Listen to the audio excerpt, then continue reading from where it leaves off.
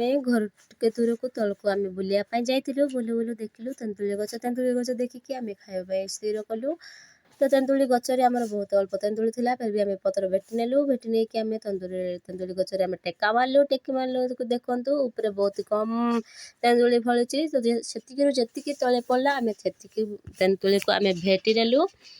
ଆମକୁ ବହୁତ ଅଳ୍ପ ମିଳିଲା, ଆମେ ବହୁତ ଅଳ୍ପ ତେନ୍ତୁଳି ପାଇଲେ ବି ଖୁସି ହେଲୁ, କାହିଁକିନା ଆମେ ଖାଇବା ପାଇଁ ଚାହୁଁଥିଲୁ। ଏପଟେ ବଟା ଲୁଣ, ଲଙ୍କା ଲୁଣ ଦେଇକି ରସୁଣ ଦେଇକି ବଟା ହେଇଥିଲା, ତ ତାକୁ ନେଇକି ଆମେ ଖାଇବା ଷ୍ଟାର୍ଟ କଲୁ। ଆମର ସାଙ୍ଗମାନେ ବି ଏଠି ଖାଉଛନ୍ତି, ଦେଖିପାରୁଥିବେ।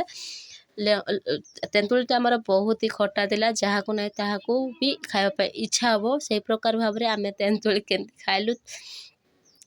ଘର ଲୋକମାନେ ତ ମନା କରୁଥିଲେ ଶୀତ ଦିନ ଏହା ଫଟାଫଟି ହେବ, ଖୁଆ ନାହିଁ। ତଥାପି ଆମେ ତାଙ୍କ କଥା ନ ଶୁଣିକି ଆମେ ଖାଇଦେଲୁ। ଆମର ଖାଇବାର ଇଚ୍ଛା ଥିଲା, ତ ଆମେ ଖାଇଦେଲୁ କାହା କଥା ନ ଶୁଣିକି। ଆମ ଖାଇସାରିଲା ବେଳକୁ ଆମର ସୁନାରୀ ମାଆଟା ଆସିଥିଲେ, ତ ସୁନା ବୁଲିବା ପାଇଁ ଆମେ ସୁନାଟା ଦେଖିଦେଲୁ।